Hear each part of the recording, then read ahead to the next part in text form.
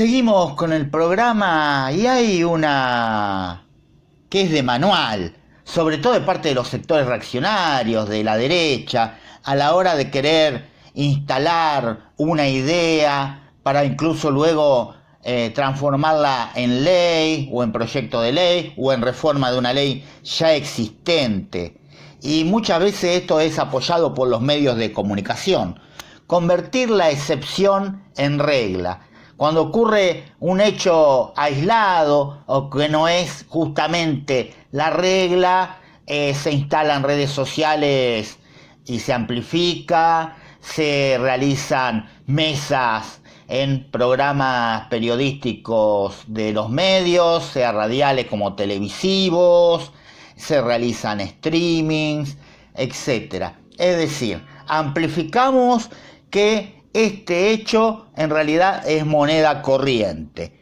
Es una estrategia que se repite en la historia política argentina, y no solo argentina, pero se da en temas muy recientes, casi con una precisión quirúrgica. No es nueva, no es improvisada, es un método. Consiste en tomar un fenómeno excepcional, estadísticamente minoritario y circunstancial, amplificarlo emocionalmente hasta convertirlo en símbolo de una crisis estructural y a partir de allí justificar reformas profundas que nada tienen con resolver ese caso puntual.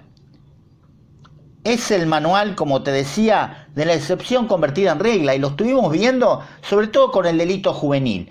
Y no significa decir que algo no sucede, pero no en esos términos que lo quieren instalar como que ameritan una reforma estructural, urgente, o que es justamente la moneda corriente. Por ejemplo, el delito juvenil como coartada.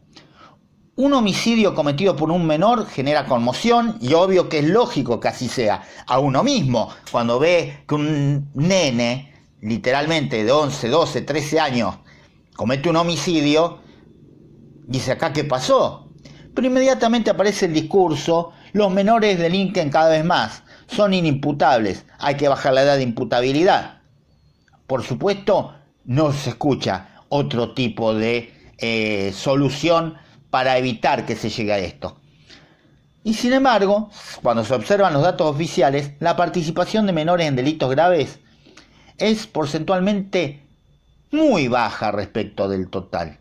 No llega al 1%. ¿No hay que hacer nada? Sí, pero no esto de que estamos frente a una epidemia de delito juvenil, sino son casos que por su impacto simbólico son utilizados como palanca legislativa. Lo hemos visto. La pregunta incómoda es esta que yo me planteo. ¿Se quiere resolver el problema o se quiere aprovechar la conmoción? Porque si el foco fuera real, el debate incluiría prevención, ya lo estuvimos hablando la semana pasada, políticas educativas, inserción laboral temprana, salud mental, contención territorial, pero eso no genera titulares de impacto. No, acá tenemos que viralizar permanentemente ese nene, esa nena de 11, 12, 13 años que cometió un delito. O viralizar la voz de los familiares de la víctima, que por supuesto uno se pone totalmente en ese lugar.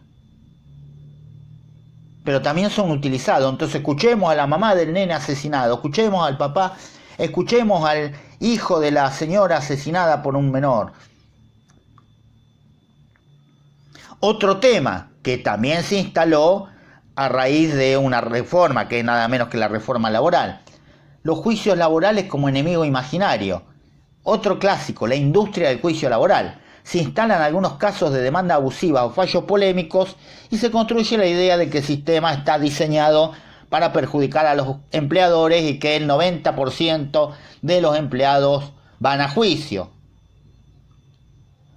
Con cifras astronómicas, como estuvimos viendo en estos días que tendría que abonar el dueño de Manaos.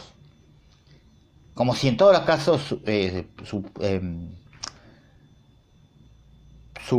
pasara eso.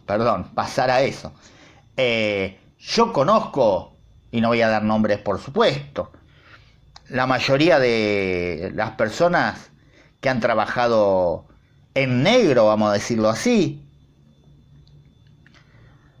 o que no tenían salarios acordes ni siquiera a un salario mínimo, o cualquier otro inconveniente laboral. No estoy diciendo que está bien lo que hicieron, que no se malinterprete, pero no abonan a esta teoría de que todos hacen lo mismo. No, terminan agachando la cabeza, o cuando dejan el trabajo se ponen a buscar otro. Y acá digo otra cosa, que muchos se van a enojar. Ahí tendría que haber actuado por la vía legal.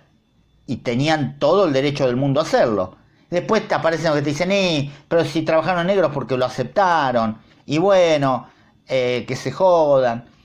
Mirá, quiere vivir gratis. No. ¿Existen los abusos? Claro. ¿Son la norma? No.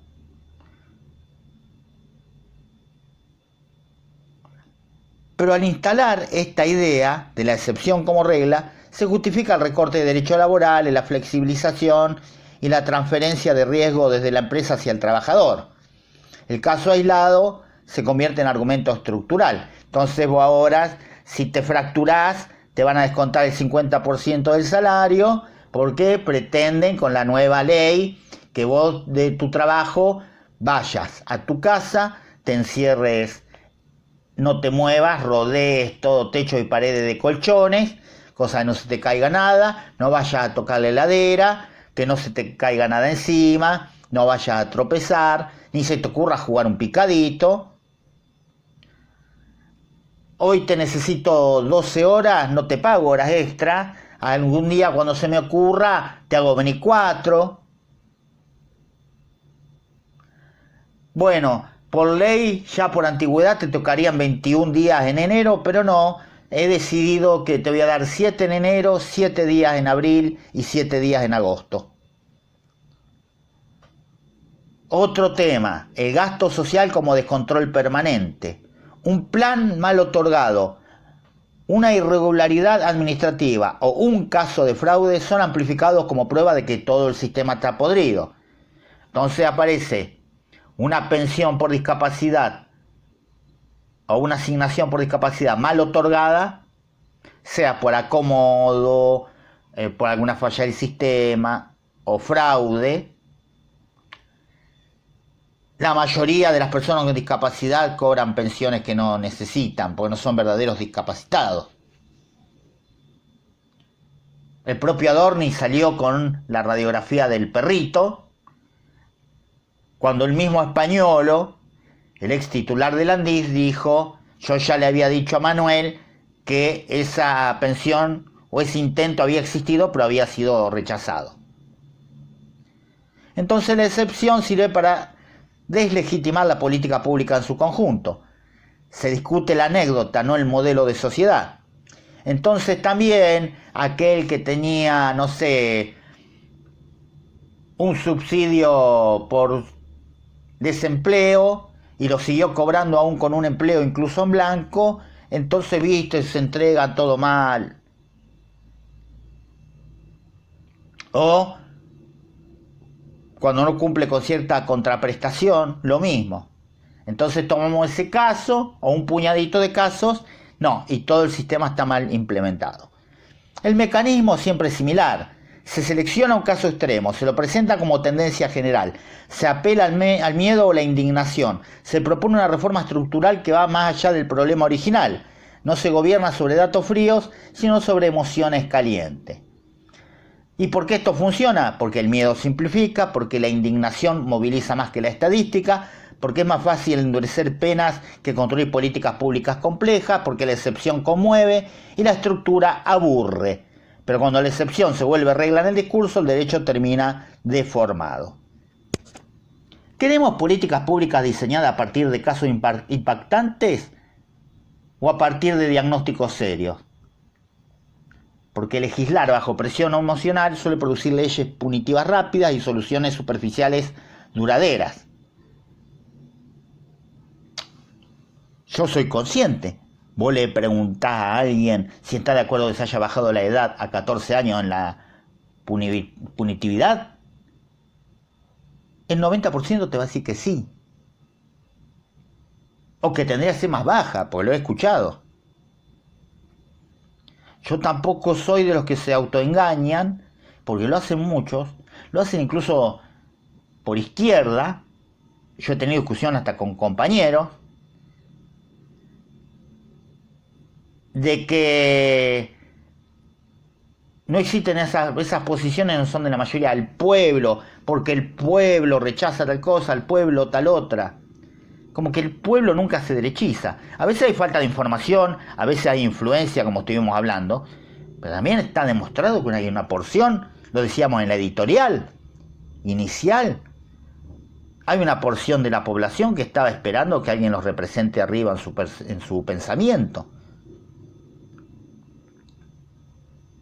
Y hay un verdadero riesgo, que en nombre de resolver una excepción se rediseña un sistema entero. Insisto, lo estuvimos viendo en estos últimos días. Y todo aparenta mostrar que se viene mucho más. Seguimos con el programa.